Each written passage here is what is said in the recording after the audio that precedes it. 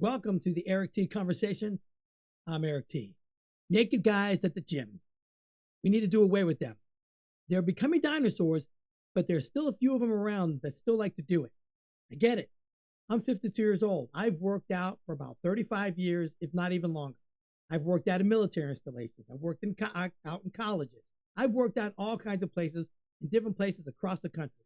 Back in the day, seeing a naked dude in the locker room wasn't a big deal. But now it's a big deal because these younger guys that are going to the gyms now, they're not expecting that. And you know who I'm talking about. Those guys that are 65 and up that still do it. And they don't realize people are like they're nasty, they're grossed out when you walk out of the shower, throw your towel like on the bench and just head over to the sink with nothing but a smile and a shaving cream bottle in your hand. So I walk in today and there's a guy, buck naked, head to toe. He didn't even have any shower shoes on his feet. That's disgusting, okay? There's one thing about being naked, which is repulsive enough right now, but to have no shower shoes, AKA flip-flops on your feet. Young men, if you're seeing this, you don't walk around the gym locker room floor with no shoes on your feet. It's a disgusting bacteria cesspool. And you're going to get athlete's foot. If you're going to start bleeding, they're going to start cracking, and they're going to start itching like a mother. Always wear shoes on your feet. Never take a shower without your shoes on. Never go in the sauna or the steamer without shoes on.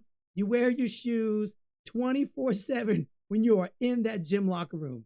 It is a petri dish in there on that floor. Tip number one. But this cat was at the sink. Nothing. He didn't even have a towel anywhere in sight. Now, I know he had one because a guy came out of the shower. But he's at the sink with his jock hanging out, shaving his face. And I see all these young guys coming by him, and they're just like, and they're rolling their eyes. And I want to say something to him. I just want to say something to him, but so bad. It's like, hey, dude, cover it up. It's unnecessary. And to not have a towel, like he didn't even have one over his shoulder. I couldn't even tell him to cover up. There was no towel, nothing. And this is Crunch Fitness. They don't even have paper towels hanging around where you could zip one out and wrap it around you. Nothing. He was just all out there for everybody to see. I just don't understand it. And it's those guys that are 65 and older, and they still do it. I get it. I've seen it, okay? But we got younger people going to the gym now, and that's just not their culture. And these old guys are like, well, I was in the military, and we took showers, and no, it wasn't a big deal. Yeah, I went to basic training and all that stuff too, but I don't need to relive the shower scene from basic training with all those swinger wieners hanging around and just relive that nightmare, because you know what? It's traumatic. It's traumatic.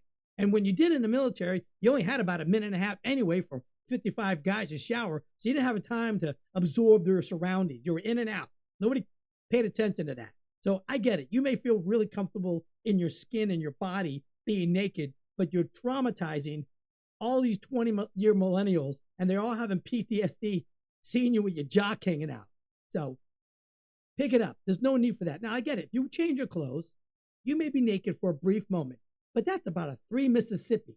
That's it. Like 1 Mississippi, 2 Mississippi, 3 Mississippi, and your pants are back on. That's it. 3 Mississippi. And you should probably put a towel around you if you got no drawers on. Okay? Put a towel around you so your jock isn't like flopping around for everybody to see it. Old guys at the gym, put a towel on. Nobody wants to see your stuff. And make sure you wear shower shoes, people. Shower shoes. It's mucho importante. You don't want any bacteria on those feet. So shower shoes, flip-flops, with the ones with the fingers on them where you put them in your toes. Those are weird anyway, but put those on. Don't ever walk around a gym floor with nothing on your feet. That is a severe foot infection just waiting to happen. Just waiting. Well, that's my observation of the day. Now on to the conversation. Well, there's a few Democratic senators that have just proposed a bill to do away with the Electoral College and vote our president by popular vote. That's asinine, never going to happen, and I'm going to tell you why. People that are in Congress, when the end of the year turns around and the new Senate, Congress is coming in, they all like to propose some ridiculous bill that they think is going to get them some recognition and some popularity amongst their base. And that's exactly what this is. In order to ratify the Constitution, it takes a lot.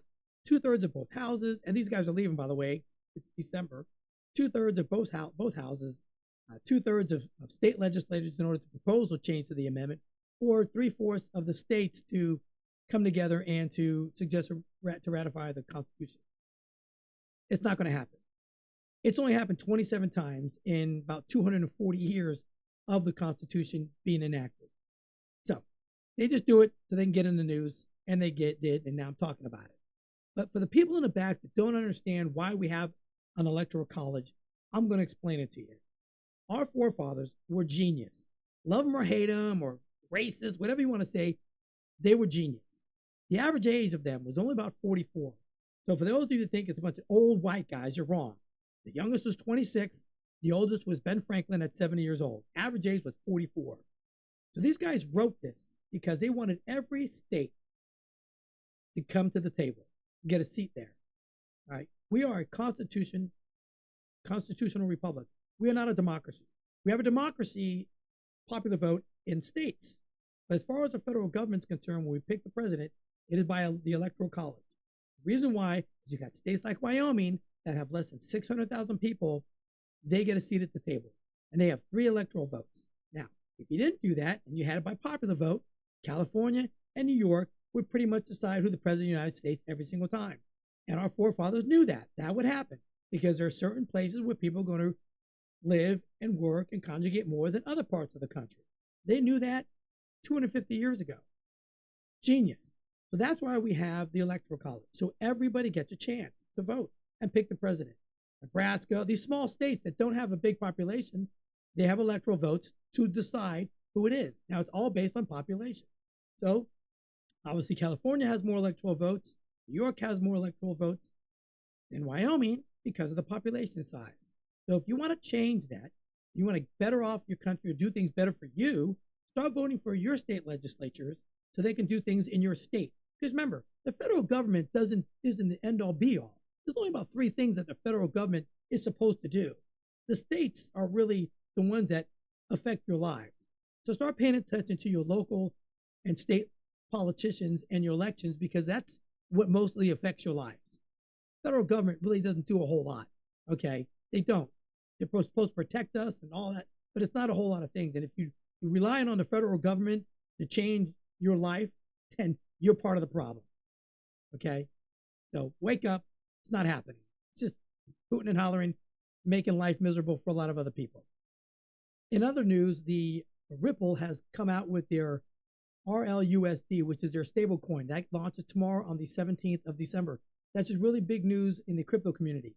The reason why it's important, it is a stablecoin that they are introducing. They've gotten approval through the federal government for the stablecoin, so it's passed all the tests. So it is going to happen. It's going to be utilized from the federal government level all the way down to banks transferring money back and forth.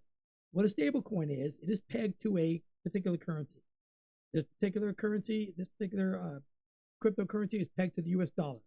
So it is a stablecoin, so it does not fluctuate in price. So it's $1 at all times. The good thing about it is it's going to be utilizing the XRP ledger to transfer funds. So it's going to enhance liquidity and all kinds of things for the XRP ledger. Because banks, when they want to transfer money over, they don't want a cryptocurrency that's going to, be $100 today, now, and then like $98 and, $94. And they don't want it to do that. They want it at a stable price.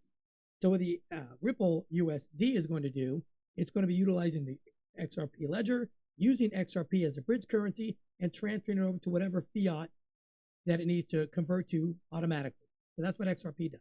It transfers to whatever fiat currency is on the other side, or any asset of value that's on the network. And that's great. So that's great news. So I expect the XRP price to move up a little bit. Crypto regulations are going to be coming in very quickly after the new year. So as soon as the new administration takes office, one of the main things they're working on, and they've been working on it for a while, but nobody seems to want to get it done because, some administrations just want to hold a man down. There's new administration from the SEC chair to the Treasury Secretary to the legislatures to the president. They are all crypto-friendly people, and they want to see it flourish and have regulation, and that's exactly what's going to happen. So I expect that to be done in the first 100 days of the new administration. I expect a lot of these meme coins and other garbage to disappear. You're going to get several currencies, cryptocurrencies that are going to be utilized, and they're going to be legal, and they're going to be utilized from different networks like XRP, Hedera, Bitcoin's going to be utilized, XLM, XDC, Algorand. There's several of them that are going to be utilized for real world utility tokens. So pay attention to those, invest in some of those if you want. It's not financial advice, it's just kind of what I do. And don't invest anything that you don't want to lose because it's very volatile right now. But as the new administration comes in and they get regulation, a lot of those things are going to start stabilizing in their prices. And you're going to be really happy, in a year or two from now if you got in early, because you're not too late. So that's how you want to invest. Now the RLUSD stablecoin is going to be on a few different exchanges. It's going to be on Uphold, which is one of my main exchanges that I utilize, and a few others. You can Google it and find out. You can purchase it if you want. It's not going to move at all. It's just going to stay at a basic price of $1.